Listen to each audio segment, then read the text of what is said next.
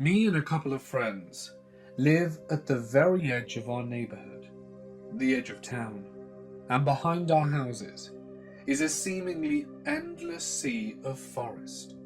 I kid you not. I've walked for hours in several directions and never reached the end. On Google Maps, it may as well be a state park. Anyway, we have explored these forests countless times, and in our minds were always incredibly safe places to walk along. Some people took their dogs, other people liked to ride their bikes, others liked to hike. Everyone in the area knew this was the place to be if you wanted to go for a long walk, especially us. One afternoon, we had taken our paintball guns and gone out for a massive session down in the woods. There was a part that was quite remote, that we knew very well and often played at. This was our first time there in a few months, and after we'd finished our session, we were cooling off with a drink before making our way back, when we noticed something peculiar on the ground. It was ash, candles, and the remains of some papers. Whoever was here had left candles that had almost fully run out of wax, and just left the small little metallic containers on the ground.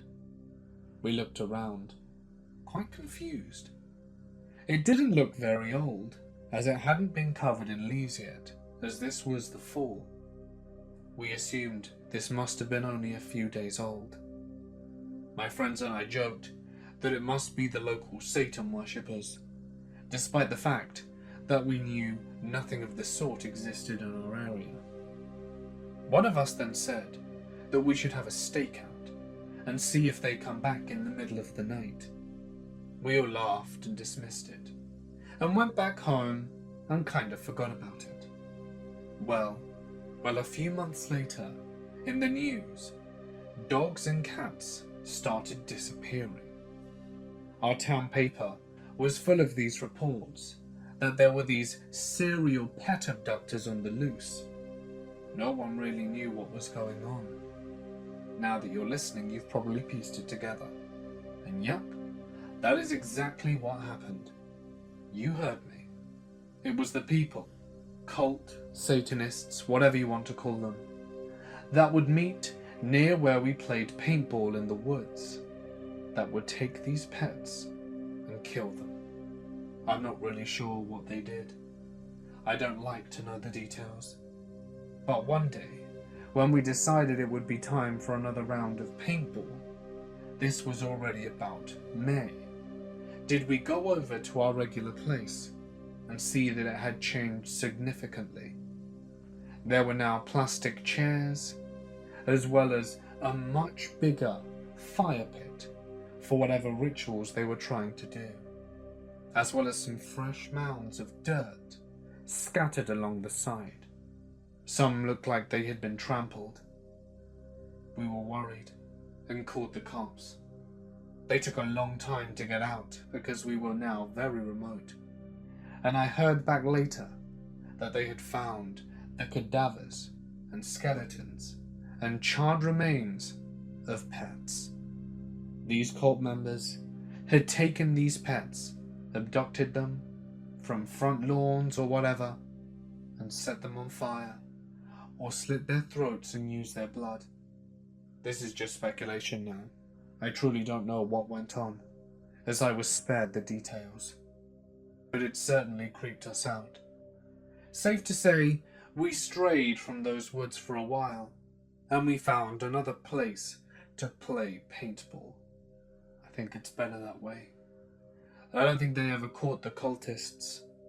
Maybe we should have done that stakeout after all. I am a 17-year-old boy from New England, and this was an incident that took place about 3 years ago. This was the most traumatic experience I've ever had as a kid.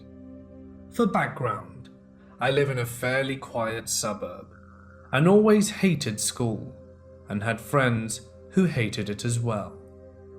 My best friend, Kevin, had decided one day to bunk school. We were very mischievous kids after all. We weren't very big, so we could sneak past people and through things quite easily. Our school's fence wasn't the most secure, so getting out wasn't too challenging, as our school never had cameras at the time either. The exit from this fence led to a long, quite remote road with abandoned houses. This road was really vacant and quiet. Nobody lived there besides a few old folks, so the chances of us being spotted from leaving school were slim. A lot of kids used to hang out there, as there was a woody area nearby and a bush with not many people around. We decided to go to Kevin's house, as his house was closer than mine, as well as being en route. On our way to his house, we saw a man standing about 1/4 of a mile away. He was medium build and wore a mask of a horse to be specific. The mask looked like an actual horse's head. This guy gave us chills down our spines. We then greeted him awkwardly with a, "Hey, nice mask, dude." We got no response from the guy, and Kevin said, "It isn't Halloween today, bro."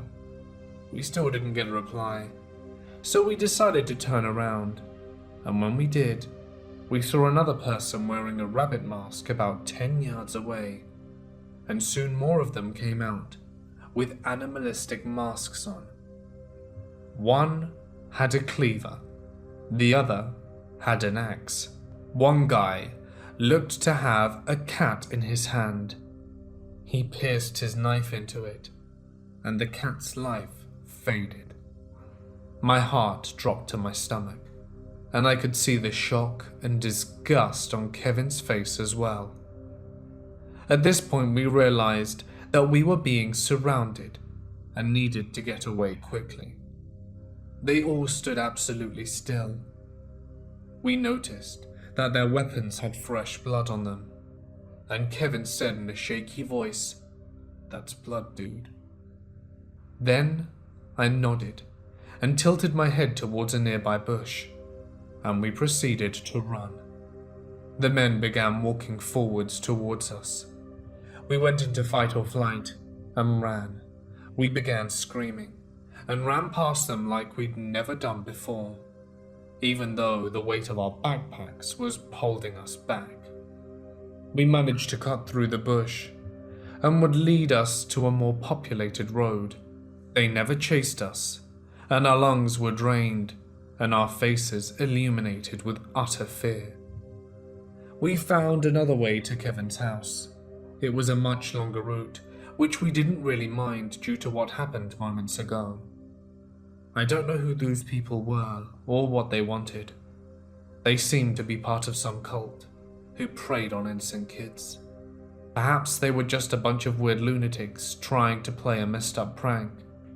But then, there was always news about kids who went missing around the area, and I strongly believe that it was those people that had been responsible for the disappearances. It would be pointless to even notify the cops, because the cops in this town were useless. From that day, we decided to never bunk school again. We never shared this with anyone, for fear of getting in trouble for bunking school. To this day, it still gives me the chills knowing what could have happened if we had decided to not get away quick enough. This happened last night. My friends and I were all hanging out, and it had already been a hectic afternoon, without getting into too much detail. It was a relatively warm evening, so we were going for a walk around the town that the majority of us lived in, which is something we do often enough that we would have felt safe doing it individually, let alone the group of 7 people we were in now. There were 2 15-year-olds and 4 16-year-olds, one of which was a month away from being 17, so we had been walking for over an hour now. We always walked to this ice cream shop, which is the furthest point from the house we meet at before we turn around and go back. We were already halfway home. From there, at this 4-way intersection by a Dunkin' Donuts. We're approaching the intersection, laughing about something stupid, when this lady across the street starts screaming. She was borderline old, late 40s to mid 50s. The crazy lady goes, "Wait, stop." She runs across the intersection through the traffic to get to us. Now at this point, all instincts are telling us to turn around. The problem was, to get home, we had to go in the direction this person was running from. We approach the intersection just as she reaches us. "Oh good, you're all teenagers. Will you come to our concert later?" Crazy lady says. "We have 4 bands. It's teenager music. We've got free pizza and snacks like brownies and cookies. We even got a popcorn machine." Needless to say, we were a little disconcerted. We tried to politely decline, saying that it was getting dark and that we were on our way home. However, she would not let us get a word in edgeways. My friend tried to tell this lady that she didn't like that type of music, but she quickly changed her original statement. "It's all kinds of music. Come on, you'll love it. If you don't like it, you can walk right back out. It's just a mile up the street right over there. Come on, you'll fit right in." She then tries to force us in the direction of the concert, trying to get us to follow her. As if there hadn't already been multiple red flags, this was the first of the most significant ones. All of us were extremely uncomfortable now, but trying to laugh it off, my cousin was smart. She held up her phone to her ear as if she was calling someone. There was terrible self-service in my town, and I know she was faking it, which is something that made everyone even more nervous. "Hello? Oh yeah, we're on our way back now. We'll be there in a few minutes." "Sorry, my dad's calling," she says to the crazy lady. Now, crazy lady took practically no notice of this. She just kept trying to convince us. By now, the sun was almost completely set. We were all itching to just get out of there and go home. "We have to ask our parents first." And here's the most unsettling part of the whole conversation. "No, don't tell your parents. It's only a half-mile up that road. You all have cell phones, don't you? You can just call them on the way there." Now, we were all more than a little nervous. Everyone is looking at Dunkin' Donuts, as though if we looked hard enough, we'd teleport. Nobody really says anything at this point. We don't know what to say. "Don't worry, it's in a church. Nothing bad is going to happen to you." Cue nervous laughter and muffled disagreements. "It's on until 9. We'll be there in half an hour." She gestures across the street to this other lady and 2 kids in matching yellow t-shirts. They come running across immediately, and as we get a closer look, it's obvious these kids are extremely uncomfortable and would rather be anywhere else in the world. The other lady is definitely older, as she has white hair. "These guys are coming to our concert. They don't know anyone." "But," the other lady interjects, as the kids hand out a few flyers, "they don't know anyone? Perfect." At this point, we're all done with this conversation. We have no intentions of being kidnapped 10 minutes from our destination, and we start walking across the crosswalk to Dunkin' Donuts. They want assurance that we'll go later, and we give it to them, falsely of course. We went into Dunk's because there were more people in there, and we felt safer since there hadn't been anyone on the street. All I can say is to the crazy lady and her friends who were trying to lure a bunch of kids to the cult church concert thing, let's not meet again.